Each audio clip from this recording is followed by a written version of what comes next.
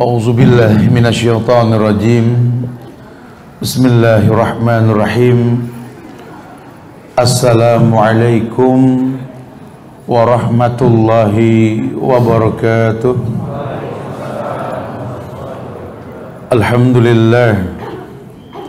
Alhamdulillahilladzi arsala rasulahu bil huda wa dinil haq liyuzhirahu 'ala ad-dini kulli wa kafa billahi shahida wa ashhadu an la ilaha illallah wahdahu la syarika lah wa ashhadu anna muhammadan abduhu wa rasuluh. Ya ayyuhalladzina amanu taqullaha haqqa tuqatih wa la tamutunna illa wa antum muslimun. Ya ayuhan nasu taqu rabbakumul ladzi khalaqakum min nafsin wahidah wa khalaqa minha zawjaha wa bassa minkum rijalan katsiran wa nisaa wattaqullaha alladzi tasaaluna bihi wal arham innallaha kana 'alaikum raqiba. Ya ayyuhalladzina amanu taqullaha wa qulu qawlan sadida yuslih lakum a'malakum wa yaghfir lakum dhunubakum wa may yuti'illaha wa rasulahu faqad faza fawzan 'azima.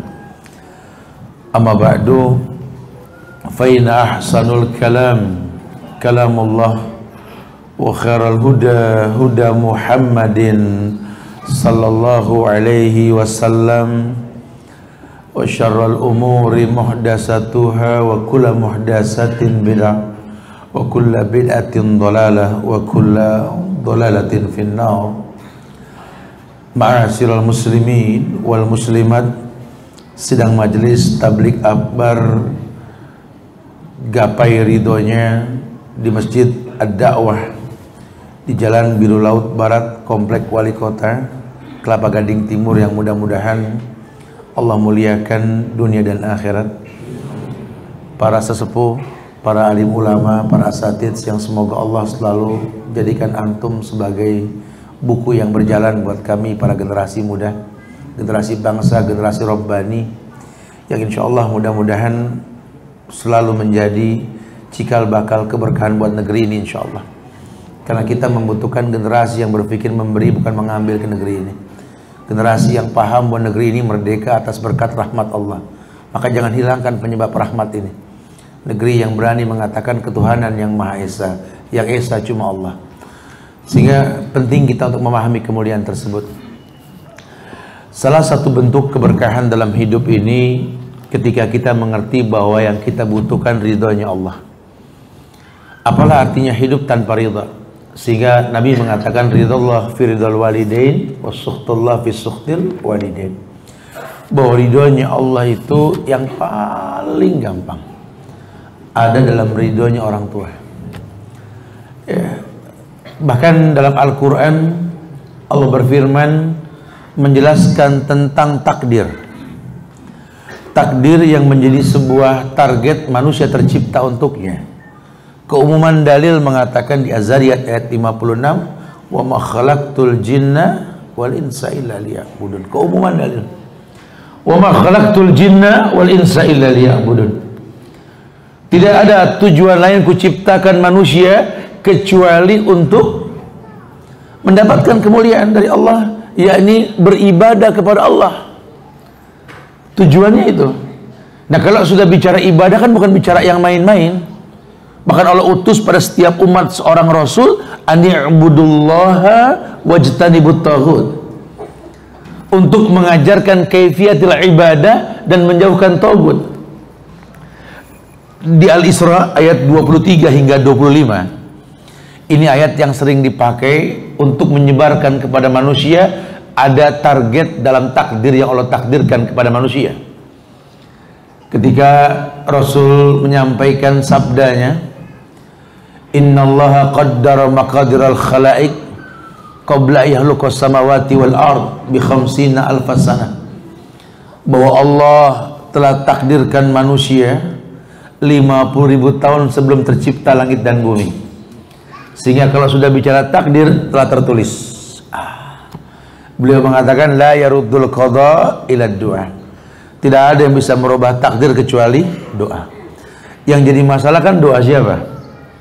Karena nanti bahasanya bahasa tauhid. Allah hanya mengatakan ud'uni astajib lakum. Ud'uni astajib lakum. Secara maknawi letter luck, berdoalah kepadaku kan kujawab. Tapi dalam grammar bahasa Arab ud'uni ini kan mufrad. Kau berdoa kepadaku saja. Sajanya ditekankan. Karena nanti ada orang yang berdoa juga mendua hati. Ya. Ud'uni amr perintah, dan yang diperintah biasanya beriman. Sehingga tidaklah turun satu syariat dalam agama kecuali orangnya sudah beriman. Makanya 13 tahun pertama Nabi mendakwahkan tauhid, akidah di Mekah. Bagaimana orang jangan sampai berbuat syirik. Karena Allah sudah mengatakan wa maliz zalimina min ansar. Tidak akan pernah ada penolong buat orang yang berbuat syirik. Ini akidah. Dibuat at-tawsiqu bil quwwah, ikatan yang kuat antara diri seorang hamba dengan Tuhannya. Baru bicara syariat. Nah, di Madinah itu 10 tahun Nabi berdakwah, semua bab hukum. Sampai datang ayat terakhir, al-yawma akmaltu lakum dinakum wa atmamtu alaikum ni'mati wa raditu lakumul islam ad-dina. Ini ayat penutup. 18 hari setelah ayat ini Nabi wafat. Al-yawm akmaltu lakum dinakum. Allah yang bilang di Al-Maidah ayat 3 ini. Hari ini Muhammad, hari ini ketika haji wada, haji yang pertama dan terakhir Rasulullah sallallahu alaihi wasallam, akmaltu lakum dinakum, kusempurnakan bagimu agama. Yang bilang agama sempurna siapa? Allah. Maka secara ilmiah prinsip kita dalam beragama jangan ditambah, jangan dikurang. Yang 14 abad lalu Nabi bawa sampai turun Dajjal kiamat pun sama. Nggak usah pakai Nusantara dan embel-embel. Karena kita bicara agama. Ya. Yang 14 abad yang lalu syariat sampai kiamat juga syariat. Karena kita punya Nabi dan Rasul beda dengan Nabi dan Rasul sebelumnya. Kalau Nabi Rasul sebelumnya diutus per kaum, Nabi kita rahmatan lil. Ini prinsip dasar sekali nih. Ya, karena kita tinggal di negeri yang orang beragama Islamnya beragam, betul? Kita mau lihat Islam model apa di negeri kita ada. Sampai Jibril perempuan pun ada, betul? Dan cuma di Indonesia Jibril haid, betulnya? Apa yang ada? Turun ayat lam yalid walam yulad mutlak. Allah nggak lahir dan nggak melahirkan. Pak Kiai bilang Merry Christmas. Ini kan selamat Tuhan lahiran. Ini muskilah, membuat kita dibikin bingung. Dia jangan bingung, solusinya belajar, bukan menghujat, bukan mencaci. Agama kesempurnaan. Allah yang mengatakan al-yawma akmaltu lakum dinakum wa atmamtu alaikum ni'mati, kusempurnakan nikmatku atasmu, wa raditu lakumul islam ad-dina, aku reda Islam sebagai agama. Tiap pagi petang kita bilang raditu billahi rabba wa bil islami dina wa bi muhammadin nabiyya wa rasulah. Ini jangan cuma ucapan kaleng-kaleng, bro. Harus dipahami dengan betul. Raditu billahi robba itu kan qanaah. Apa kata Imam Syafi'i? Kita kan orang Indonesia, Syafi'iyah, betul? Jangan cuma mengatakan pengikut Imam Syafi'i. Buka kitab Imam Syafi'i, Ar-Risalah, sampai kita tahu apa sih yang beliau maksud. Dengan bahasa indah beliau mengatakan, idza kunta dzu qalbin qanu' anta wa sahibud dunya sawa. Kata Imam Syafi'i, idza kunta dzu qalbin qanu' anta wa sahibud dunya sawa. Kalau kamu punya jiwa yang qanaah, kamu dengan si pemilik dunia ini sama. Masya Allah. Yang jadi masalah kita ini kurang qanaah, hidup gampang komplain, sampai gampang suuzon sama Allah. Padahal ayat dikatakan wa dzalikum zannukumul ladzi zanantum bi rabbikum ardakum fa asbahtum minal khasirin. Kau tak paham Allah, kau berprasangka buruk sama Allah. Prasangka burukmu itulah yang membuat buruklah hidupmu. Karena berkeluh kesah. Kau tak tahu. Contohlah yang paling mudah. Orang bilang Indonesia sedang diazab, banyak tsunami, gempa, badai, gemuruh dan lainnya. Allah lagi murka, Ustaz. Mungkin. Tapi ada hadis yang mengatakan, innallaha idza ahabba qauman ibtalahum. Allah kalau suka sama satu kaum, Allah uji. Kita sedang diuji. Terbukti kita makin kompak. Masya Allah, kita nggak disuruh pemerintah ngumpulin duit buat bantu Sembalun Lombok atau Petobo Palu atau kemarin Pandeglang, nggak ada yang nyuruh, kita kompak membantu. Bahkan belum terjadi masalah juga kita udah ngumpulin. Kali aja ada bencana lagi, betul. Cuma kan bukan itu yang kita pengen ya. Kita pengen ini penyebabnya kita paham ini. Nah di Al-Isra ini kita bahas ya. Nanti berkait dengan ridha Allah, ridha orang tua insyaallah. Wa qada rabbuka alla ta'budu illa iyyahu wa bil walidayni ihsana imma yablughanna 'indaka al-kibara ahaduhuma aw kilahuma fala taqul lahumā uff wa la tanharhumā wa qul lahumā qawlan karīmā wahfid lahumā janaha dhulli minar rahmah wa qul rabbirhamhumā kamā rabbayani shaghīran rabbukum a'lamu bimā fī nufusikum in takunu salihin fa innahu kana lil awwabina ghafura. Nah, ini ayat masyhur ini. Allah katakan wa qada rabbuka wa qada qadar takdir. Wa qada rabbuka, Rabb bukan pakai bahasa ilah. Ya secara bahasa ini kita ngomong ini Rabb itu rububiyah. Jadi kalau ilah yang diibadahi dengan benar, tauhid uluhiyah, talab wal qasdu. Kalau rububiyah lebih ke fi'liyah. Maka dikatakan alhamdulillahi rabbil alamin, segala puji untuk Allah Rabb yang menciptakan semua dengan proses, dan kita bagian dari proses kehidupan. Kalau dikatakan wa qadar rabbuka, dan Rabb kamu yang menciptakan kamu dengan proses, ibu bapakmu nikah, berhubungan dengan muqaddimah nikah, punya anak, segumpal darah menjadi embrio, ditiupkan ruh, proses sampai lahir. Hamalathu ummuhu wahnan ala wahn. Ibumu mengandungmu sakit di atas sakit, proses. Sehingga hakikat cinta seorang ibu itu ketika melihat kekurangan anak, bukan kelebihan anak. Ibu yang punya anak kurang, latahnya nyebut nama dia. Insting. Ya, susah kalau bicara cinta, mereka lebih paham. Sampai sekarang saya masih bingung sama ibu saya, jujur.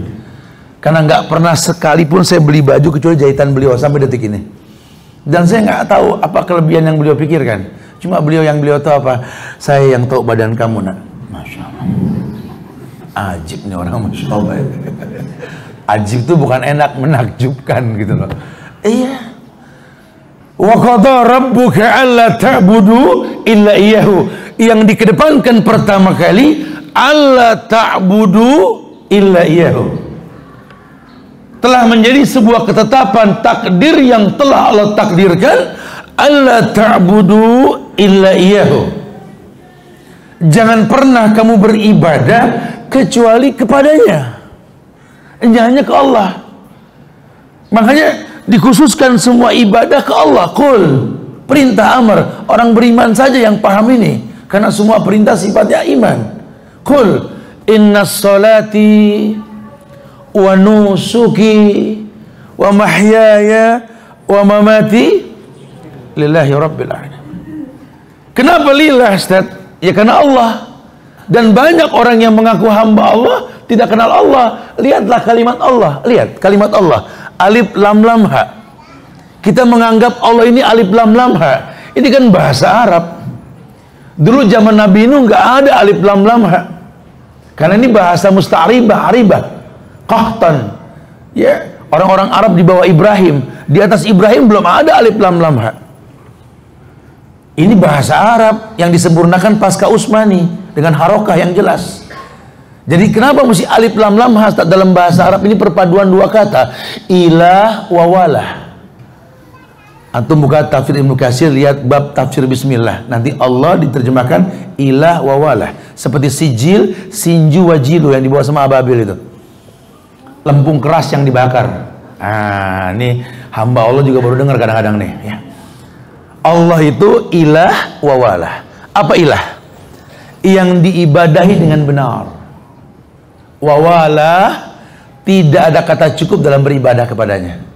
Jadi Allah lafzuz zalalah, zat yang bersemayam di arash, yang kita ibadahi dengan benar, dan takkan pernah ada kata cukup dalam beribadah kepadanya, itu Allah. Dulu Rasul sholat malam tahajud sampai bengkak kakinya. Aisyah jadi sutra. Ketika ngulet megang kaki Rasul bengkak. Habis sholat dia ngomong, wahai Rasulullah, kau kan orang yang dijamin surga, hidupmu maksum, terhapus dosamu yang lampau dan yang akan datang. Tak mungkin Ridwan membuka pintu surga kecuali kau masuk duluan ke dalamnya. Buat apa kau sholat hingga bengkak kakimu? Kata Nabi, bukankah aku boleh menjadi hamba yang bersyukur? Tidak bolehkah aku menjadi hamba yang bersyukur? Karena yang kau sebutkan itu ku tahu. Karena itu aku bersyukur. Lihat. Sehingga tak ada kata cukup. Pak, ada pengemis. Oh iya kasih. Pak, datang lagi dong. Iya. Besok Pak yang kemarin datang. Kan udah. Ya nggak bisa begitu. Jangan bilang udah. Alhamdulillah. Masih ada yang bisa kebagian rezeki kita. Karena bahasa ayat, nahnu narzukukum wa iyyahum. Kami kasih rezeki sama kamu untuk mereka, cuma numpang lewat. Jadi kalau kita ijab kabul sudah jadi suami, kewajiban yang utama nafkah. Orang jangan cuma pengen nikah yuridul afaf, nggak pengen zina, kerja. Laki ya kerja, ada wajib nafkah. Jangan ngelinter aja ke ikan dalam sumur di rumah. Dapur, kasur, sumur. Dapur, kasur, sumur. Kayak wirid. Keluar. Ya, ada wajib nafkah. Kalaupun kita kasih nafkah ke orang perempuan, jangan jadi sombong. Emang wajib, kalau enggak dosa.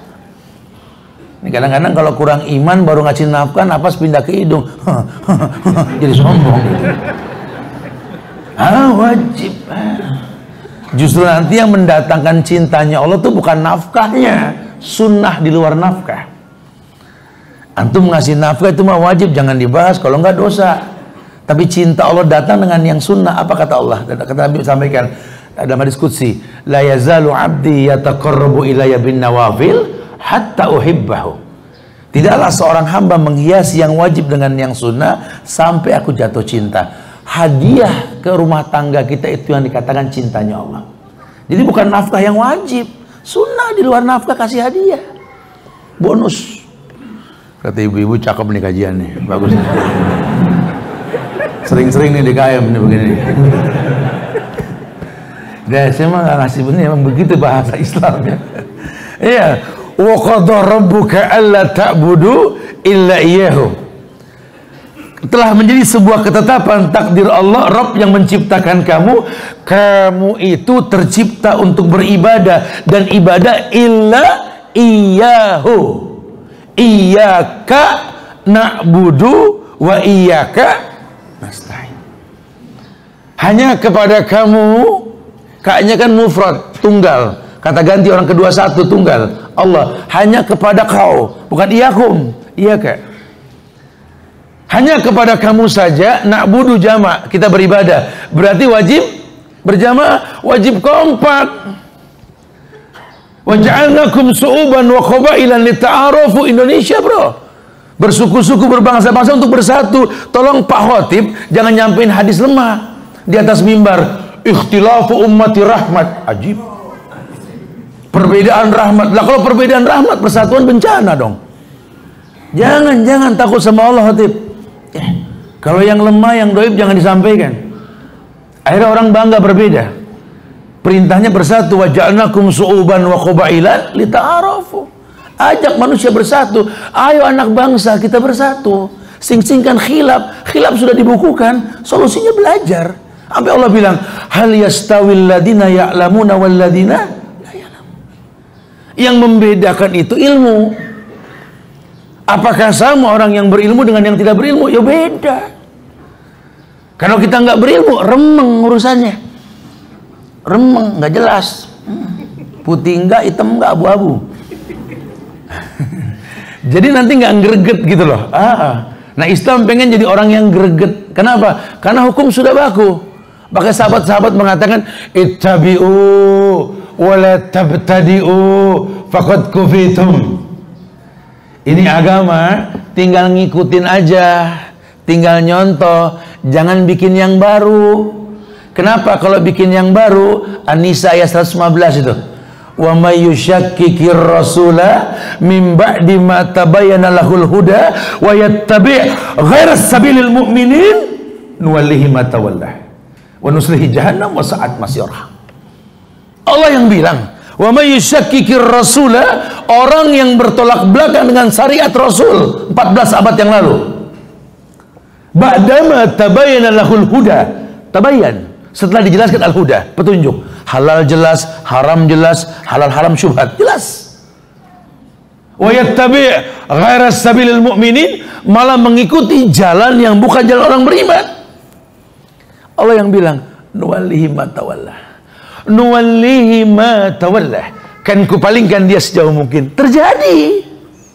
Lawang ada halal, ada haram, ada syubhat, kok kita malah nggak ngikutin, tersisihkan kita. Makin jauh, diingatkan umurmu berapa? Umur ummati sittin wa sab'in. Hehehe, kata Nabi, umur umatku pendek loh ya. Jangan sampai melenceng. Paling 60-70 umur. Aqallu zada min zalik, ada yang lebih 70 cuma sedikit. Udah pasti ngerepotin dah. Kalau punya hitung paling umur berapa kali pemilu lagi, betul? Kita mau petang-tang, peteng-teng, peting-ting, petong-tong juga bakal digotong. Makanya saya pegel nih sama aki-aki pada di atas nih. Waduh, Masya Allah ya. Ada aja kerjaannya. Udah lam nyalit walam yulat, bari Christmas. Aduh. Islam di bawah Rasul pakai Nusantara. Aduh, Masya Allah. Dia nggak takut sama maut ya. Tapi kita doain semoga diberikan hidayah insya Allah ya. Orang kan bisa salah. Kullu bani Adam khata.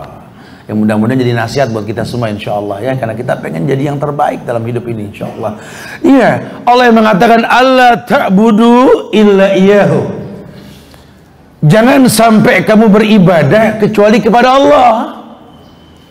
Berarti kan basically banget. Siapapun yang lahir di muka bumi ini, kata Nabi, kullu mauludin yuladu alal fitrah. Setiap bayi yang lahir dikasih modal fitrah. Fitrah itu Islam artinya. Kok Islam tak? Lanjutan hadis yang mengatakan fa abawahu yuhawidani aw yunassirani aw yumajjisani. Kata Nabi, orang tuanya lah yang bikin dia jadi Yahudi kah, Nasrani kah, Majusi kah. Makanya uniknya manusia kalau ngadopsi anak hatta orang kafir, kita ambil bayinya, kita adopsi, udah gede nggak perlu pakai baca syahadat, dia Islam, betul? Tapi kalau dia sudah balik masuk Islam bersyahadat, namanya mu'alaf. Ini uniknya Islam nih. Ya. Hukum asal manusia itu Islam. Fa'abawahu yuhawidani aw yunassirani aw yumajjisani. Orang tuanya yang bikin dia jadi Yahudika, Nasronika, Majusika. Imam mutlak agama Yahudi ya, atau Majusi, penyembah api, penyembah benda-benda keramat, atau Nasrani, menyembah seperti menyembah Nabi Isa. Ya, orang tuanya lah yang mencetak dia seperti, atau mungkin sifat Yahudi apa? Maghdub. Apa maghdub? Dimurkai. Ghairil maghdubi Yahudi, waladhdallin Nasrani. Di Quran dibilang maghdub Yahudi. Kenapa Yahudi bilang maghdub? Dimurkai. Tahu hukum tidak dipakai itu Yahudi. Yahudi tahu hukum, tahu. Makanya dulu Belanda kan banyak Yahudi yang ngerti. Waduh, ini kalau berkembang Sultan Hasanuddin, ya, berkembang Pangeran Diponegoro, berkembang Tuanku Imam Bonjol, berkembang Teku Umar, berkembang Ki Wasit dan lain sebagainya. Masya Allah. Ini resikonya Indonesia ini nggak bakal bisa dikalahkan ini. Kita harus sembuhkan syubhat, bikin perpecahan di antara mereka. Yang bisa menghancurkan Islam ya cuma umat Islamnya sendiri. Orang Islam biar nggak sholat, la ilaha illallah dibakar, ngambek. Oh, orang Islam, gue nggak nerima dibakar nih. Dianya nggak sholat. Itu orang Islam tuh hebat itu. Ya. Ini pengalaman pribadi saya, Pak. Saya masih ingat tahun 2000-an awal itu Blok M direnovasi tuh, terminal. Saya mau naik bis ke sana tuh ada orang mabok. Cuma saya lihat mukanya muka orang Islam kelihatan, saya bilang nih. Dia mau nodong saya ucapin salam. Assalamualaikum. Waalaikumsalam. Nggak jadi nodong. Itu kalau sudah yang namanya kebaikan itu mendarah daging susah. Cuma jangan dibiarkan, takutnya jadi kamuflase Islam. Akhirnya casing Islam yang dilihat. Nah, kita kritisi. Ternyata memang syariat ini betul-betul mendunia, mendatangkan jutaan kemuliaan. Ya, ada orang yang bersifat Yahudi, tahu hukum nggak dipakai walaupun dia Islam. Tahu, bukan tidak. Siapa sih yang nggak tahu masalah sholat? Aqimis sholat, inna sholata tanha 'anil fahsya wal munkar. Tahu, bukan tidak. Cuma prakteknya banyak yang nggak sholat. Bukan cuma nggak sholat, dalam Islam kita sholat di ulur aja sahun. Fawailul lil musallin, celaka di orangnya. Kenapa dia bilang celaka? Karena memang mengulur waktu sholat. Dia, Masya Allah. Ya. Atau dhalin, sesat. Emang beragama tanpa contoh. Nggak ada cerita Nabi Isa bernyanyi, nggak ada. Daud bernyanyi sebelum Isa. Kalau Daud sudah bernyanyi, burung pun enggan berkicau. Indahnya suara Daud. Maka ketika Abu Musa al-Asy'ari ngimamin, orang memuji, wallahi ini suara min mazamir ali Daud, suara seruling Daud ini kalau Abu Musa sudah baca Quran. Masya Allah, indah sekali. Karena Daud yang bernyanyi, ayahnya Nabi Sulaiman itu. Isa nggak pernah bernyanyi. Maka dibilang dolin. Kenapa orang Nasrani sesat? Karena beragama tanpa contoh. Di kita ada sifat kayak begitu, tapi kita bukan Nasrani. Nabinya Muhammad, para sahabat dia kenal, tapi agama tak mencontoh. Maka ulama menekankan ketika kau bicara tauhid, kau bicara konsekuensi syahadat. Asyhadu an la ilaha illallah, nafi wal isbat. Hapuskan Tuhan, tetapkan hanya Allah. La ilaha nafi, isbat ilallah. Dan kalau kamu berkata wa anna Muhammad Rasulullah, konsekuensinya 4. Jangan cuma ngaku umat Muhammad, apalagi ngaku turunan Muhammad. Entar dulu. Kita bela turunan Muhammad, enak aja. Karena banyak orang berkamuflase dengan istilah Muhammadiyah. Muhammad. Bukan begitu bahasanya. Konsekuensinya 4. Kamu berkata wa anna Muhammad dan Rasulullah. Nabi Muhammad hamba dan Rasulnya. Tolong, ta'atuhu fi ma'amar. Taati perintah beliau. Jangan sampai perintah Nabi kita anggap perintah kaleng-kaleng. Sallu kama ra'aitumuni usolli. Ini nggak main-main loh. Salatlah kalian seperti kalian melihat aku salat. Ayo buka sifat salat Nabi, kalau nggak kacau. Contoh yang paling gampang saja. Kita kan salat punya rukun dan syarat, betul? Syarat sah salat apa? Wudu. Kalau wudunya tidak sah, salatnya tidak. Setuju? Oke. Wudu punya rukun. Ada. Kalau rukunnya hilang, hilanglah wudu. Rukun wudu salah satunya apa? Al-Maidah ayat 5. Famsahu bi ru'usikum, basuh kepalamu. Mana yang dibilang kepala? Mana yang dibilang kepala? Semua yang ditumbuhi rambut. Basuh kepala, basuh. Dan telinga masuk bagian kepala, sepakat ulama. Suruh basuh kepala, basuh. Cuma berapa banyak orang basuh kepala geser kopiah.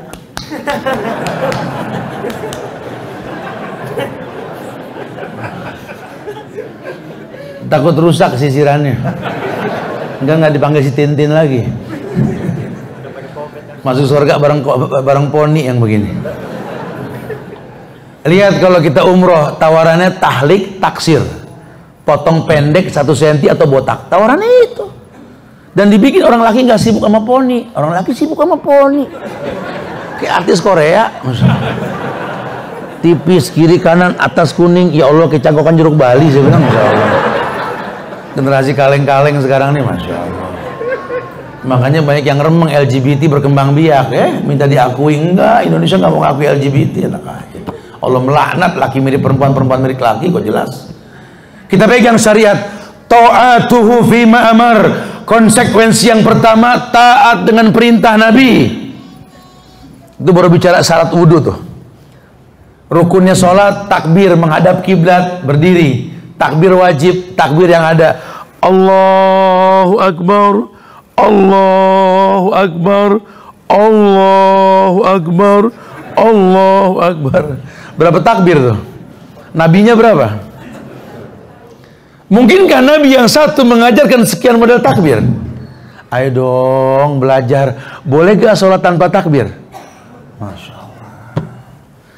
Ini kita kan sholat paling berapa kali pemilu lagi, betul? Dan ini gak lama lagi, bro. Ya. Sudahkah kita siap kalau ditanya nanti? Sementara Nabi mengatakan, awwalu ma yuhassabu min ummati as-shalah. Yang pertama dihisab nanti sholat. Kalau sholatnya baik-baik semuanya. Makanya negeri kita harus banyak masjid ini supaya anak muda gampang sholat. Ya kunci sukses seorang masyarakat ini ya sholat. Tapi mau bilang apa? Ini saya lagi nimpang mobil kemarin, soalnya nggak pakai motor. Biasanya saya tiap hari Jakarta Bogor nih pakai motor 250 kilo tiap hari nih. Ya Allah Pak, demi Allah Pak, ini kiri kanan saya ngelihat negeri saya ini dosa yang diiklanin Pak. Dosa kiri kanan pakai baliho, iklan rokok, iklan KPR BTN, riba, STNK, BPKB, digade, laptop, Masya Allah. Iya, segala suwiki dipajang di pinggir jalan. Ini 83% muslim iklannya dosa semua. Sekalinya ada pajangan Quran cuma di masjid. Ini pun nggak semua bisa baca. Kalau saya tanya, ini bacaan apa? Ini wallahu alam kan? Ini wallahu alam. Wallahu alam semua. Kapan kita tertunjukinya kalau begini? Terkikis masa dan waktu, bergulirnya masa makin kurang hidup. Wallahi, kita makin jauh dari agama. Sehingga dengan mudahnya rakyat mencaci maki presiden di sosmed dan lain-lain. Itu kan ghibah. Ghibah bukan?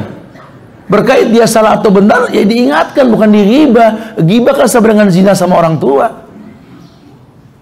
Sekarang kita ke masjid, ngelobi Allah, dapat yang baik. Allah kan baik, cuma nerima yang baik. Kajian, sholat, nangis, tahajud, dan lain-lain. Ngantong ini BCA. Masya Allah. Riba bukan? Riba. Kulul lahmin nabata min sukhtin anaru hakku bi. Kata Nabi kan begitu.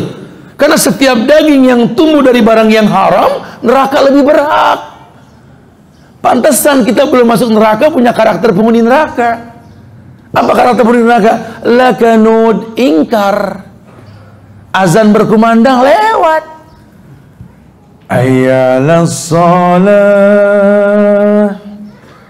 Nggak ngerti bahasa Arab ya, terjemahin. Nyok kita sholat. Hayalal falah, nyok kita sukses. Tidak ada kesuksesan di mata Islam kecuali dengan ukurannya sholat. Cuma settingan hidup kita kan nggak begitu, Ustaz. Istirahat jam makan siang bukan sholat. Kalaupun sore bubar kan jam 5. Bicara asar jam 3 lewat seperempat, jam 3.30 pun itu emang waktunya. Cuma kita enggak. Berapa banyak orang Islam gak sholat asar? Nabi mengatakan bahwa man taraka sholatal asar habita ma sana'u. Orang yang meremehkan, meninggalkan asar, hilang semua kebaikan dari pagi hingga sore. Tuh kayak begitu tuh kita perjuangkan nih 83% loh muslim. Jangan sampai kita nggak bisa menegakkan syariat. Kalau nggak bisa, keburukan. Ini yang diinginkan. Tuh yang kedua, ijtinabu biman naha alaih. Kalau kamu mengaku umat Muhammad, jauhkan semua yang dilarang. Larangan Nabi, larangan wa ma yantiqu anil hawa in huwa illa wahyu yuha. Tidak mungkin Nabi berkata kecuali wahyu yang diwahyukan. Jadi kalau perintah Nabi, larangan Nabi lakukan. Ya, apalagi yang namanya larangan dikedepankan. Kenapa? Manahaitukum an syai'in fajtanibuhu wa ma amartukum bihi fa'tu minhu mastata'tum. Bahasa Rasul gitu. Apapun yang kularang jauhkan, jangan dicoba. Apapun yang kuperintahkan lakukan semampu kalian. Lihat Rasul. Konsekuensi yang ketiga, la ya'budallaha illa bima syara'a alaih. Tidak beribadah kecuali ada syariat. Ya. Tolong yang ketiga, tasdiqu fi ma akhbar. Percaya dengan yang dikabarkan dulu. Kalau Nabi yang kabarkan, walaupun mata belum lihat, telinga belum mendengar, hati belum bisa menghayalkan, sami'na wa ata'na. Betul sudah. Kita nggak perlu melihat Allah, kita yakin sudah. Kita nggak perlu melihat malaikat, kita yakin kiri kanan kita ada malaikat.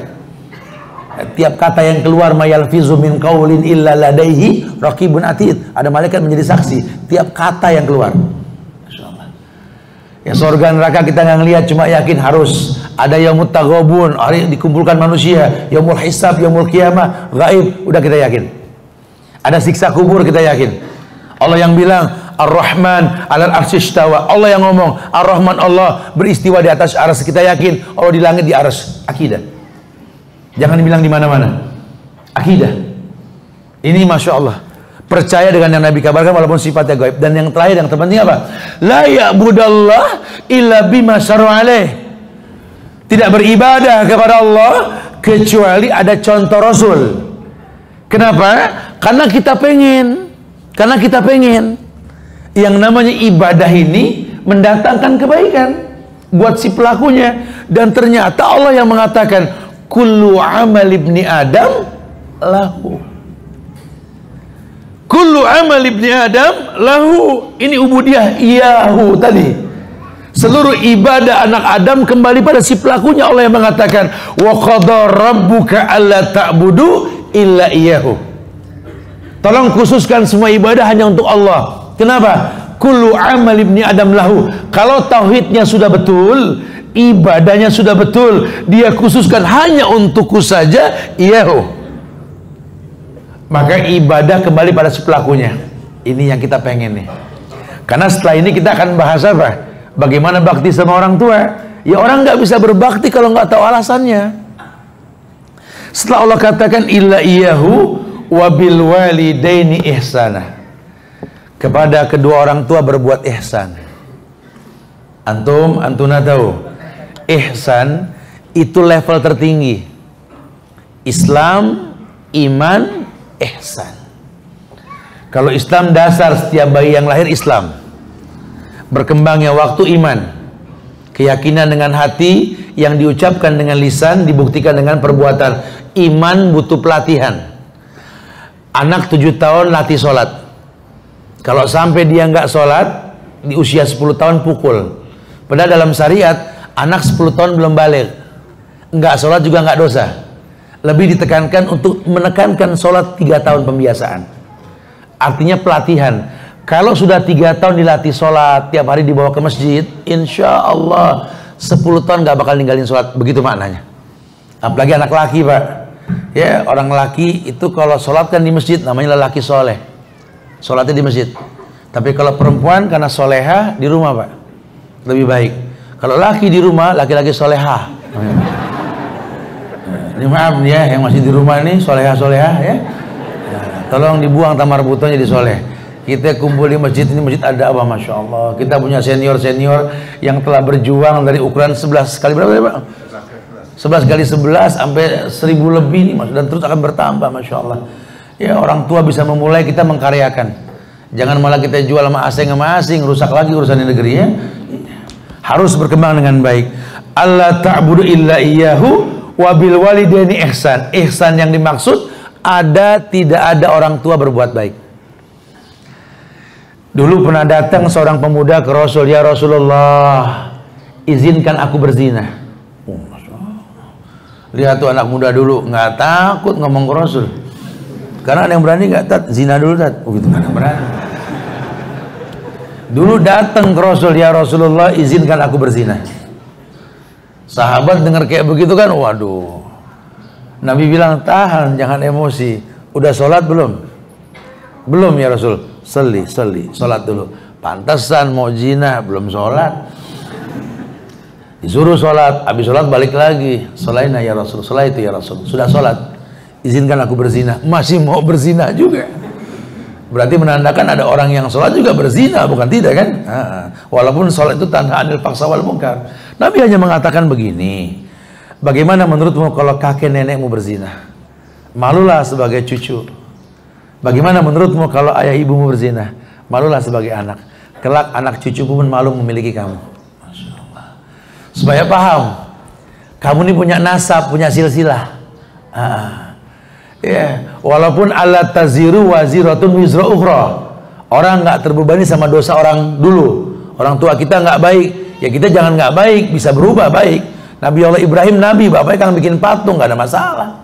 Kebalikannya, Adam sama Nuh, nabi hebat. Adam orang pertama, Nuh rasul pertama. Anaknya durhaka. Jangan dibilang, oh kalau ada memang kurang bagus. Kurang bagus dari mana? Nuh juga, Nuh 900 tahun berdakwah. Kita baru 16 tahun diserak. Betul ya? Ini 900 tahun, kebayang tidak? Itu ujian, kita nggak bisa milih takdir. Nggak bisa. Oh, andai kita bisa memilih takdir, asik bro. Kita minta, ya Allah, jadikanlah aku anak Rasul ya Allah. Jangan nanggung-nanggung kalau minta dong. Cuma kan nggak mungkin kita minta jadi anak Rasul, nggak mungkin. Andai aku bisa memilih takdir, ya Allah, jadikanlah aku anak Abu Bakar As-Siddiq, As-Siddiqul Akbar, manusia yang dikatakan kekasih Rasul. Lau kuntum muttakhidan min ahlil ardi khalilan lattakhadtu Abu Bakrin khalilan walakin sahibukum hadha khalilullah. Orang yang dipuji sama Rasul. Ya Allah, kata Rasul, kalau boleh aku memilih kekasih Abu Bakar kekasihku. Andai aku bisa memilih, jadikan aku anak Abu Bakar As-Siddiq. Andai aku bisa memilih. Andai aku bisa memilih, aku meminta dijadikan sebagai anak sulungnya Umar ibn Khattab. Manusia yang memegang 3/4 dunia, yang langkahnya membuat iblis kabur. Bangga saya punya bapak dia. Cuma kan gak mungkin. Andai aku bisa memilih, kan ku pinta, ya Allah, jadikan aku anak ahli ekonom. Utsman bin Affan, Zunnurain, manusia punya 2 cahaya, yang hartanya sampai 2019 ada. Bahkan membagi hak dari pembagian hartanya Utsman itu untuk bayar Masjidil Haram dan perawatannya. Masya Allah. Andai aku bisa memilih, ya Allah, jadikan aku anak Saifullah Ali bin Abi Thalib, pedangnya Allah. Andai aku bisa memilih, aku pengen jadi anak Khalid bin Walid. Aku pengen jadi anak Zubair bin Awam dan lainnya. Cuma kan aku nggak bisa memilih. Dialah ayahku. Dialah manusia yang dibenci oleh banyak orang. Dialah manusia yang hijrah di usia tua. Dialah orang-orang yang betul-betul Allah muliakan. Belajar qanaah. Andai aku bisa memilih, aku memohon menjadi anaknya Khadijah, istri Rasul. Andai aku bisa memilih, masuk surga bareng Khadijah. Andai aku bisa memilih, aku ingin menjadi anak-anak ummahatul mukminin. Andai aku bisa memilih, tapi dialah ibuku. Manusia penuh dengan kekurangan. Manusia hanya bisa berdoa setiap malam, Rabbi habli minas salihin.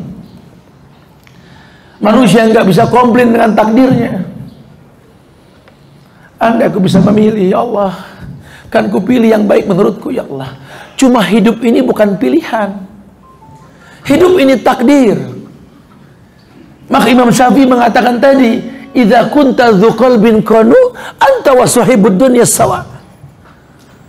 Kalau kamu punya jiwa yang qanaah, nerima takdir, maka kamu dengan orang yang paling kaya di dunia sama. Tidak ada komplain. Loh kok bisa, Tat? Karena dia paham, la yukallifullahu nafsan illa wus'aha. Dia tahu Allah tidak mungkin menentukan takdir dan ujian yang kita nggak sanggup. Allah Rahman, Allah Rahim. Bahkan ketika tafsir Rahman Rahim ditafsirkan, kita akan ketemu istilah Ghafurur Rahim. Tidak ada Ghafurur Rahman. Padahal Rahman dan Rahim artinya sama, Maha Pengasih, Maha Penyayang. Di mana letak bedanya? Rahim isim mustaq yang diambil dari kalimat Ar-Rahman. Terlambat pun kalau kita minta ampun, orang yang bertobat seperti orang yang nggak berdosa. Masya Allah. Sampai Nabi mengatakan, al-amal bi khawatimiha. Amal tergantung akhirnya. Siapapun orang tuamu, siapapun kamu, yang penting akhirnya. Kadang kadang seonggok daging merah bayi yang lahir, orang tua bermanfaat buat dia. Tapi terkadang Allah jadikan bayi ini bakal manfaat buat orang tuanya. Iya, sehingga Nabi mengatakan khairun nas anfa'uhum linnas. Sebaik-baik manusia yang paling bermanfaat buat manusia lainnya. Kita nggak pernah tahu. Mungkin kita anak zina, anak yang dipungut. Kita nggak pernah tahu. Kita nggak bisa pilih takdir. Dan kita nggak bisa menjadi hakim dari masa lalu orang. Indahnya Islam ini kan al-amal bi khawatimiyah. Amal tergantung akhir. Antum naik ojek online lewat perumahan mewah. Rumah siapa nih, kata Kang ojek? Kata yang orang komplek, koruptor. Ini kalau nyeblok batu orang Jakarta paling asik ya, koruptor. Udah terus. Apa dia tahu di balik dinding mewah itu ada orang yang sedang bertobat? Apa dia tahu di balik dinding itu ada orang yang bertobat? Dia tidak tahu. Mungkin si koruptor sedang bertobat menangis, kita nggak tahu. Anda yang berkata dia koruptor, terjadi gempa saat itu, Anda mati semua. Yang di surga siapa? Yang sedang tobat. Anda yang riba di neraka. Bukan begitu bahasa muamalah. Hidayah jobnya Allah. Bukan tugas kita jadi hakim buat orang tua kita, bukan. Jadilah anak yang berbuat ihsan. Memang orang tua kita mengecewakan, Anda lebih mengecewakan. Kasih orang tua sepanjang jalan, kasih anak sepanjang jalan. Kau benci ayahmu, kau benci ibumu, wallahi. Kamu tidak pernah tahu kan mereka mendoakan kamu ketika kamu belum paham doa. Kamu nggak tahu ibumu yang membenci kamu sekarang membenci kamu, tidak akur sama mantunya. Dia pernah minum cairan yang bernama jamu pahit yang tidak dia minum lagi kecuali dalam keadaan hamil. Untukmu. Banyak pantangan dalam hidup. Dia tahu pengen makan ini, pengen makan itu, cuma dia tidak bisa. Untukmu. Dia bangun di malam hari, tak dihitung waktu yang dia bangun. Susu per liter pun tak dihitung. Untukmu. Tidak ada orang bisa mengalahkan kebaikan mereka. Ayah yang kau benci, ayah yang kau benci. Apa kau pernah tahu? Dia menangis di atas kendaraannya.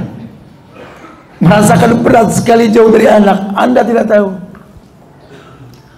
Apa kamu tahu dia pernah mengangkat tangan ke langit berkata, Rabbi habli minas sholihin? Anda tidak tahu. Dia pernah berbuat ihsan. Dia pernah berbuat ihsan yang kamu belum berbuat untuknya. Maka ulama sering katakan, beginilah, kamu yang benci dengan ayahmu. Karena kamu merasa bahwa ayahmu ini orang paling sombong, diktator, suka memveto. Coba sekali-kali temuilah ayahmu sedang tidur.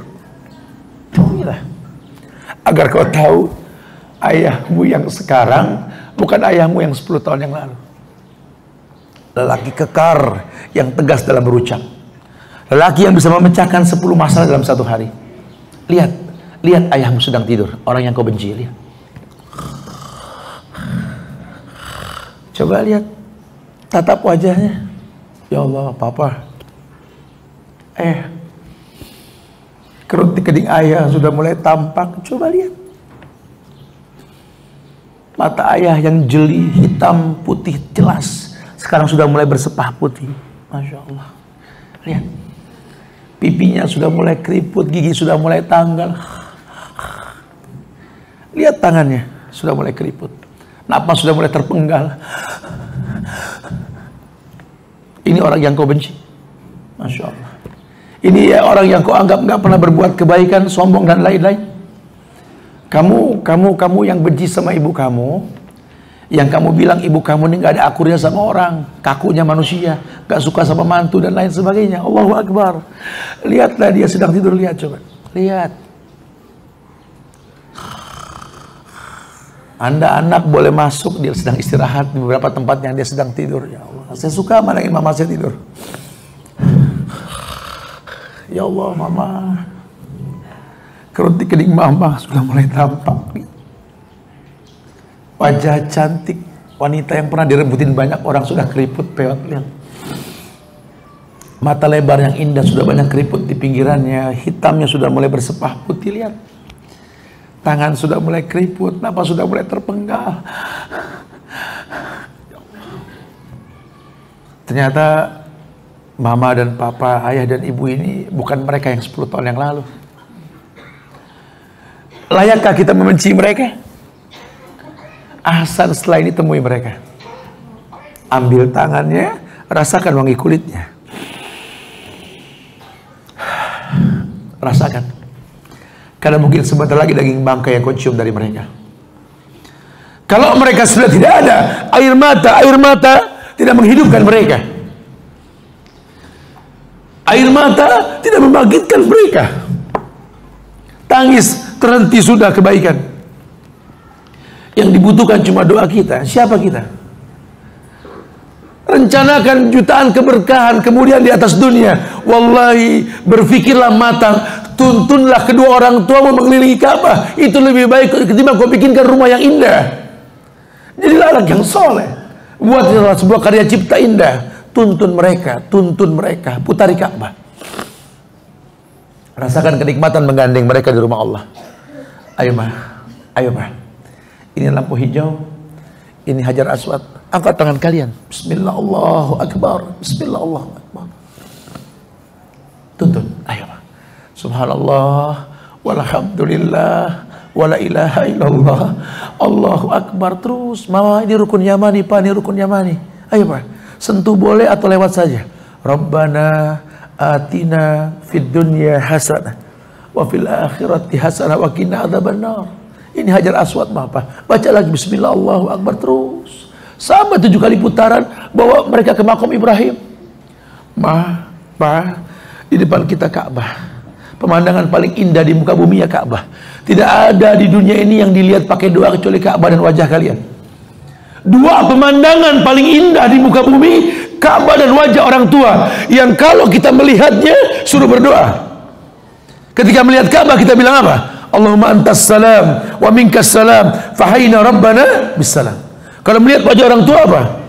Rabbirhamhuma kama rabbayani shaghira. Padukan 2 pemandangan indah. Tataplah Ka'bah, Pak. Salatlah menghadap Ka'bah. 2 rakaat. Setelah salat 2 rakaat, dia salam bisikan, doakanlah anakmu ini, Pak. Bisa menaklukkan dunia. Bisa menjadikan kebaikan banyak di dunia ini. Karena keramat dunia adalah milikmu. Keramat dunia milikmu. Setelah itu bawakan dia air zam-zam, minumlah, Pak. Hilangkan dahaga, Pak. Bawa dia sampai ke sofa. Ayo, Pak, kita ke sofa. Katakan inna sofa wal marwata min syairillah. Naik ke sofa, Pak, ini Ka'bah. Kita baca, kita puji Allah. Allahu Akbar, Allahu Akbar, Allahu Akbar. La ilaha illallah wahdahu la syarikalah, lahul mulku wa lahul hamdu wa huwa ala kulli syai'in qadir. La ilaha illallah wahda anjaza wa'da wa nasara abda wa hazamal ahzaba wahda. Angkat tangan kalian, angkat. Doakanlah kami. Doakanlah kami anak-anak muda ini agar bisa istiqomah di atas kemuliaan sunnah Rasulullah. Minta sama mereka. Karena tidak ada doa yang paling mustajab di muka bumi ini melebihi doa orang tua. Masya Allah. Kalau dia paham, dia tahu. Atau kalaupun nggak mampu kita membawa mereka, jangan sampai kita nggak mendoakan mereka dimanapun kita berada. Tempelkan pipimu di multazam, katakan Rabbighfirli wali walidayya warhamhuma kama rabbayani shaghira. Dahsyat itu doa. Kalau anak soleh yang baca, Nabi pernah dibukakan alam barzah. Nabi melihat ada mayit yang sedang dicambuk oleh malaikat. Ini malaikat sedang mencambuk si mayit. Mendadak berhenti cambukannya, bertanya si mayit, ya malaikah lima takifu min darbik. Wahai para malaikat, kenapa kau hentikan cambukanmu padaku? Kata si mayit. Apa kata si malaikat? Kaifa adribuk wa waladuk istighfar lagi. Bagaimana aku bisa mencambukmu? Anakmu di dunia selalu beristighfar untukmu. Istighfar anak yang soleh bahkan bisa menghentikan azab kubur orang tuanya. Masya Allah. Sudah solehkah anak kita? Ini yang ditekankan. Wabil walidaini ihsana. Kepada kedua orang tua berbuat ihsan. Ada tidak ada dia. Doakan. Rabbighfirli wali walidayya. Doakan. Allahumma ighfirlahu warhamhu. Doakan. Allahumma ighfirlahu warhamha. Wabil walidaini ihsana. Dia melihat atau dia tidak melihat. Sampai dikatakan imma yablughanna indakal kibara ahaduhuma aw kilahuma fala taqul lahumā uff. Dalam muamalah kepada mereka, kalau keduanya dalam kondisi sudah renta, kibar, ahaduhuma, salah satunya atau keduanya, fala taqul lahumā uff. Jangan berkata uff. Uff itu apa tahu? Protes dengan jawaban subhan, oh iya mah, coba ambilkan air. Iya, tuh Kita ngambilin cuma kita nggak seneng. Iya. Nah, para ulama dulu, masya Allah, hatta di atas mimbar dia sedang berkhutbah, orang tuanya manggil dia tinggalkan tuh mimbar, karena dia tahu nggak ada lagi lebih kemuliaan panggilan orang tua. Masya Allah, tinggalkan semua yang kita miliki kalau orang tua sudah panggil kita.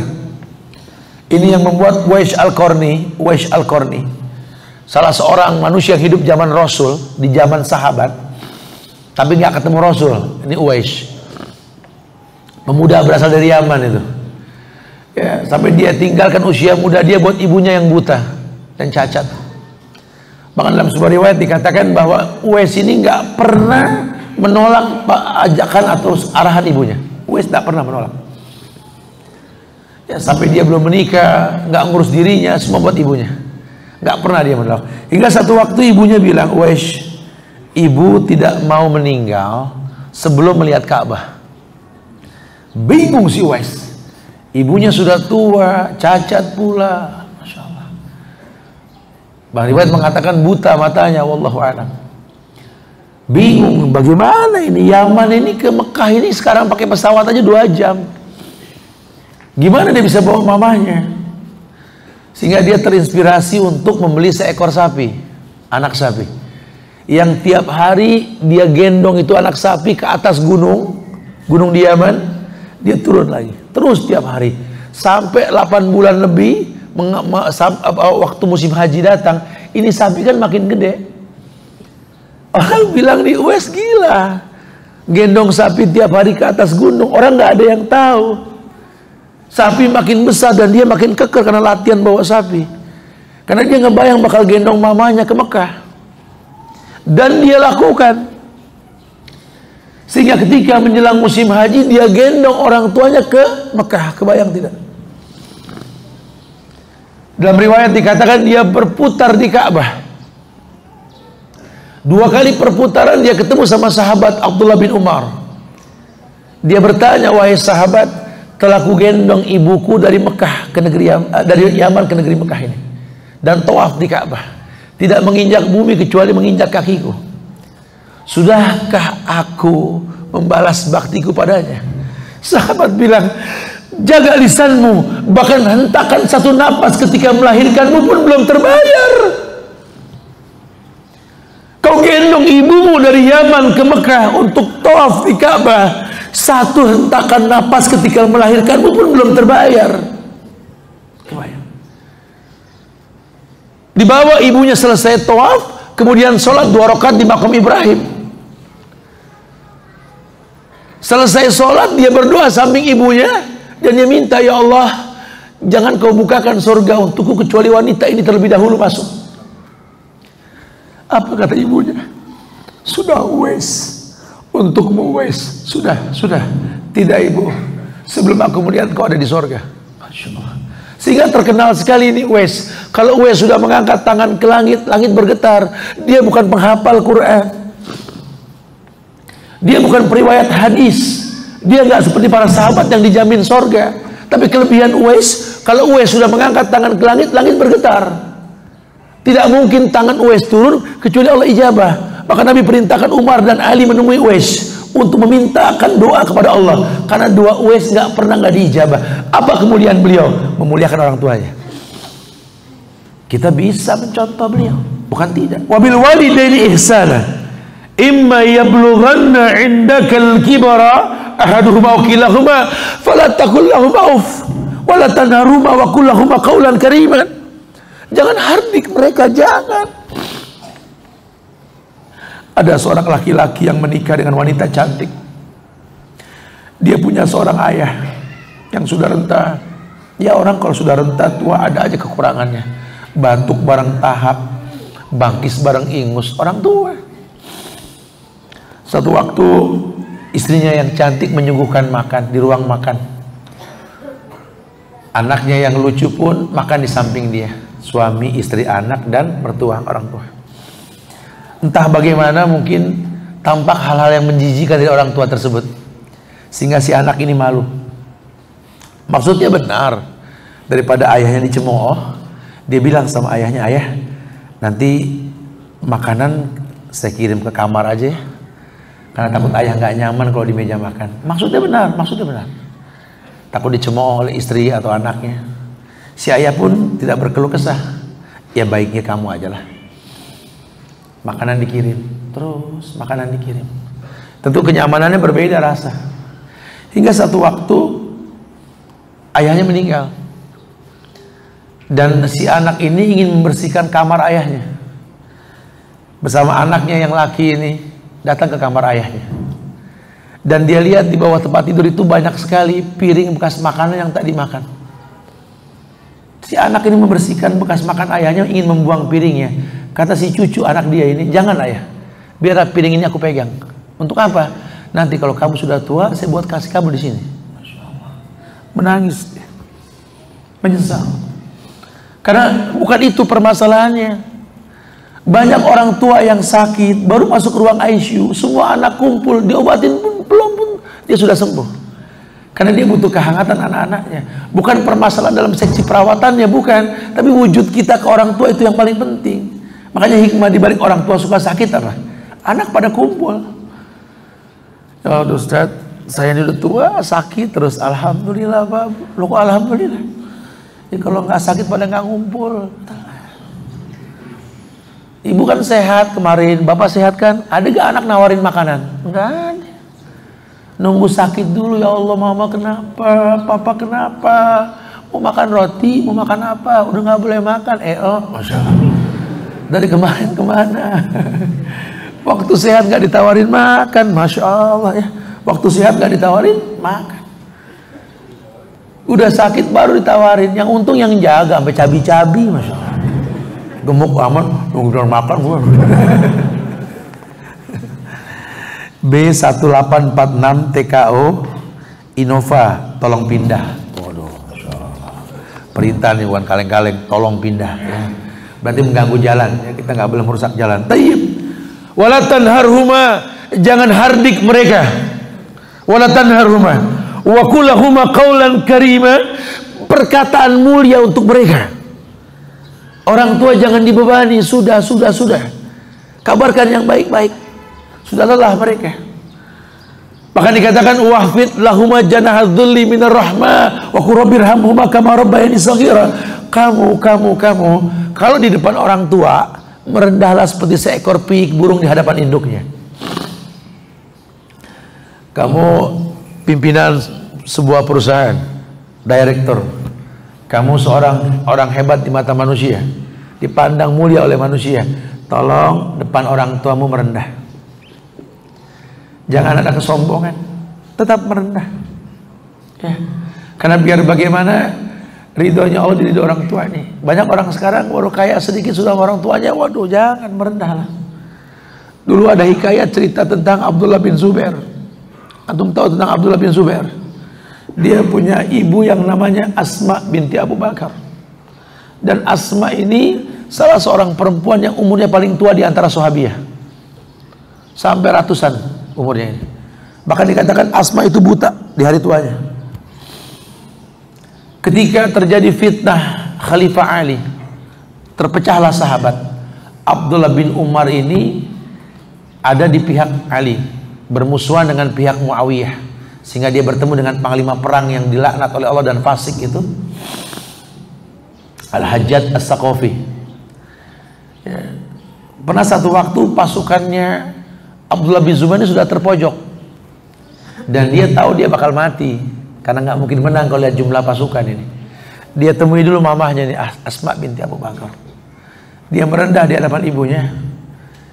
Dia cium tangannya, kemudian dia katakan, wahai ibu, ini mungkin perjumpaan kita terakhir. Kenapa kau berkata begitu, wahai anakku? Iya, diceritakan. Oh, pasukanku sudah terpojok, kekuatanku sudah mulai melemah. Aku cuma minta ridhomu ibu. Kalaupun kematian mendatangiku, izinkan surga terbuka untukku, wahai ibu. Bayangkan, seorang kesatria yang gak pernah takut dengan musuh, gak pernah takut dengan kematian. Dia merendah di hadapan ibunya. Asma yang buta gak melihat lagi wajah anaknya Abdullah bin Zubair. Dia bilang, peluklah ibumu nak, peluk ibumu nak, peluk ibumu. Maka Abdullah pun peluk mamahnya. Ketika dipeluk Asma yang buta, Asma merasakan di badan anaknya Abdullah bin Zubair, panglima yang terkenal anak Zubair bin Awam ini, ada baju besi, baju perang. Asma lemparkan badan anaknya ini, menjauhlah. Inikah anak seorang wanita yang terkenal dengan 2 ikat pinggang, Asma binti Abu Bakar? Inikah cucu kekasih Rasul Abu Bakar As-Siddiq? Inikah anak dari penunggang kuda Zubair bin Awam? Sahabat Nabi mau bertemu dengan musuh, kau gunakan baju besi. Buka bajumu nak, buka. Atas nama Allah, dengarkan ibumu nak, hadapi musuh dengan keberanian. Biarkan pedang si fasik Al-Hajjaj As-Saqafi menoreh badanmu nak. Tiap tetes darah wangi menjadi saksimu di sorga nanti. Buka bajumu nak. Baiklah, kalau itu ibu inginkan, berperanglah dia. Dan mati Abdullah bin Zubair, disalib oleh Al-Hajjaj As-Saqafi. Asma mendatangi mayit anaknya, mendoakan dan meridhoinya. Kata Al-Hajjaj, wahai wanita buta, lihatlah musuh Allah telah mati di tanganku. Jaga lisanmu, anakku menantiku di sorga. Hidup ini ada selesainya, tapi bangga mereka menutup mata dengan ridhonya orang tua. Ini yang diinginkan. Dia merendah, dia seorang panglima, dia merendah. Lihatlah Rasul merendah di hadapan orang tuanya yang sudah tidak ada. Pamannya itu orang tua. Abi Thalib, paman Rasul, paman orang tua. Yang nggak punya anak jangan kecil hati, ponakan itu anak. Aisyah tidak punya anak dipanggil Ummu Abdillah, ibunya Abdullah bin Zubair, karena Asma kakaknya. Nabi berkata kepada pamannya, kepada ayahnya Abi Thalib, ketika ditawarkan untuk masuk ke agama Quraisy setahun dan Quraisy masuk ke agama Islam setahun, turun ayat, wala ana abidum ma abattum wala antum abidun ma abud lakum dinukum waliyadin. Toleransi tegas, nggak ada Merry Christmas, kongsi pacai dan lain-lain, nggak ada di Islam. Tidak ada, tegas kalau nabinya Muhammad. Kalau nabi yang lain saya nggak tahu dah. Tegas dalam hal ini. Lawang ayat dalam yalid walam yulad, hapus aja tuh ayat kalau masih ada Merry Christmas dan kongsi pacai dan lain-lain. Buat apa ada tuh ayat? Tegas dong dikit. Muamalah kan 365 hari. Tiap hari kita bisa bermuamalah sama orang kafir. Bukan tidak, menguntungkan mereka, iya. Tapi nggak mengiyakan keyakinan, ini akidah. Anak bangsa jangan remeng dong, tegas sedikit. Nggak cukup Buya Hamka jadi contoh buat kita. Masya Allah. Belum lama beliau hidup, tegas. Jangan kaleng-kaleng jadi bangsa, gimana mau maju Indonesia kalau begitu. Lihat, dia berkata kepada pamannya, wallahi ya ammi, law adosta syamsa fi yamini wal qamar fi yashari alan atruk hadal amr ma taraktu. Tetap dia merendah, demi Allah wahai pamanku, aku tahu kau sayang pada aku. Kalau kau pun bisa memetik mentari kau letakkan di tangan kananku, kau ambil rembulan kau letakkan di tangan kiriku, aku tahu pasti kau lakukan untuk anakmu ini. Tapi untuk menjauhkan Allah dari hidup ini tidak akan pernah aku mampu. Jangan paksa aku untuk itu. Tegas. Wa in jahadaka ala an tusyrika bi ma laysa laka bihi ilmun. Kalaupun orang tuamu mengajak kamu berbuat maksiat yang memang dibenci sama Allah, fala tuti'huma. Jangan patuh sama mereka. Tapi diingatkan, wa sahibhuma fid dunya ma'rufa. Sahib apa? Sahabat. Jadikan orang tuamu yang beda agama sekalipun sahabat dalam hidupmu. Yang namanya sahabat menyiapkan maklum yang banyak buat sahabatnya. Kita punya mobil motor, saudara make, tabrakan, ngamuknya 2 tahun. Tapi kalau sahabat yang make, untung temen. Betul. Ada dispensasi, kita nggak bersahabat sama orang tua. Pantesan dia kecewa, saya bingung Tat. Saya datang sama istri, gandeng tangan istri Tat, nemuin mama saya Tat, Ma, assalamualaikum Ma. Saya berharap dia ngeliat anaknya akur, laki bini, cium tangan. Jalan dulu Ma ya, pada mau piknik dulu Ma. Oh iya. Saya jalan dia nangis, saya kan bingung. Salah apa saya Tat? Dia nggak tahu. Coba tanya. Ibunya simpel berkata, saya nggak marah sama dia, cuma saya sedih aja. Dia gandeng tangan orang yang dia baru kenal dengan mesranya. Tangan keriput ini sudah berapa lama nggak digandeng sama dia? Ibumu seperti anak kecil sekarang, karena masa sudah datang. Ayahmu kecewa sama kamu, kenapa? Padahal kamu dipandang dermawan, kasih parcel kemana-mana, sampai bagus diukir, Masya Allah. Ayahmu lihat kau bikin sendiri dengan tanganmu. Apa yang kau buat, nak? Parcel, papa. Bagus bener. Oh iya, pak, buat orang hebat, pak. Ini plastik aja inden. Ayahnya seberapa hebat ini orang ketimbang orang tuamu, nak. Membesarkanmu dengan cinta. Lelah terasa, kau lihatlah kuku coklat, nak, bertabrakan dengan kerikil ketika mencari rezeki untukmu, nak. Hujan yang tajam seperti aku puntur pada bagian pipi ayah dulu, nak. Masya Allah. Lelah. Sekarang kau katakan ada orang hebat yang kau siapkan parcel untuknya. Sudahkah kau berikan kepada kami, ayahmu? Masya Allah. Mereka kecewa karena kau berbuat baik yang tak kau lakukan padanya. Lihat, kamu nggak bersahabat dengan mereka. Kamu juga mempertontonkan kamu hebat di hadapan mereka. Bukan orang tuamu cuma pengen kamu bermanfaat apa buat dia. Karena ayahmu bukan ayahmu yang 20 tahun yang lalu, bukan 10 tahun yang lalu. Mana fungsimu buat dia? Ini yang diinginkan. Maka Islam tekankan sekali. Wahfid lahuma janahadzulli minar rahmah wa qur rabbirhamhuma kama rabbayani shaghira. Kalau kita ngelihat orang tua di hadapan kita tuh, Rabbirhamhuma, ya Allah ampunkan mereka, ya Allah. Mereka sekarang banyak salah, mereka banyak lupa.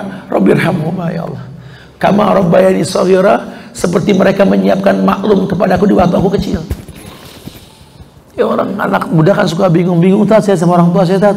Dulu zaman saya belum hijrah, belum taubat, ribut mulu, Tat. Udah hijrah tambah ribut lagi, Tat. Saya bingung, dibilang saya ikut aliran sesat, katanya. Gara-gara saya pakai jenggot, celana cingkrang, bini saya pakai kerudung panjang diomelin, Masya Allah. Sama bingung, Tat. Ya karena dia nggak tahu. Dia nggak tahu konsekuensi syahadat. Jelaskan baik-baik. Nabi yang perintahkan waktu sawarib wafulih, ya, tipiskan kemusmu panjangkannya. Nabi yang bilang, dia nggak tahu, omongin baik-baik. Masalah kerudung panjang juga dia nggak tahu. Kerudung itu kan di Quran An-Nur ayat 31, hendaklah kerudung menutup bagian dada, waliyadribna bihumurihinna ala juyubihinna. Selama ini yang dia lihat bukan Quran tapi etalase, kerudung kecekek. Jangan salahkan, mereka nggak tahu. Nggak ada hukum buat orang yang nggak tahu tapi dikasih tahu. Cuma cara ngasihnya, shahibhuma fid dunya ma'rufah. Kamu kalau pengen ngasih tahu temen, bikin waktu, Masya Allah. Undang ustadz, persiapannya matang, pakai iklan. Undang orang tua, kita nggak pernah ada persiapan. Tumben pak, keren banget baju. Iya ntar pengajian. Orang tua datang kita nggak pernah dandan, betul? Coba sekali-kali dandan yang rapi, yang bagus. Orang tua mau kemana, nak? Mau nemuin mama. Kamu ganteng bener hari ini untuk papa. Bikin dia senang. Kamu datang tamu yang hebat menurut kamu. Kontak istri, ini orang hebat mau datang nih. Tolong airnya kalau bisa gelasnya cangkir sama tatakan matching. Tumben pak ngomong gitu, orang hebat mau datang, nguntung ini dunianya. Orang tua datang, Masya Allah, kita nggak pernah perhatiin. Ya iyalah, kita nggak bisa meletakkan semua pada tempatnya. Sama temen, ahlan, ya Allah, cipika, gimana baik? Sama orang tua, apa sih mak? Ngomong apa sih mak? Bahkan senyum pun kita nggak bisa letakkan pada tempatnya yang paling gampang. Maka dikatakan wahfid lahum janahadzulli minar rahmah wa qur rabbirhamhuma kama rabbayani shaghira. Rabbukum a'lamu bima fi nufusikum. Tuhan yang menciptakan kamu lebih tahu yang dalam diri kamu. In takunu sholihin fa innahu kana lil awwabina ghafura. Kalau seandainya kamu orang yang betul, Allah suka sama orang yang tobat. Yuk kritisi. Jangan-jangan kita belum bisa memuliakan mereka. Masya Allah. Kerugian yang bakal kita miliki. Wa iyyadubillah wa na'udzubillah. Mudah-mudahan kita dapat ridhonya Allah dengan ridho orang tua, insya Allah, ya. Buat laki-laki, secantik apapun istrimu, selucu apapun anak-anakmu, sehebat apapun kamu di mata dunia, tolong ibumu, ayahmu, istrimu, baru anakmu. Jangan pernah nomor-nomorkan orang tua kita. Masya Allah. Ya. Buat perempuan, baktimu pada rumah tanggamu, suami dan anakmu adalah baktimu kepada orang tuamu. Begitu bahasa Rasul. Sehingga Allah akan berikan yang terbaik buat kita, insya Allah. Kita pengen punya generasi Rabbani, generasi yang tercetak dengan cara yang syariah. Wallahu a'lam bishawab. Silakan yang mau ditanyakan. Akhiru da'wana alhamdulillahi rabbil alamin.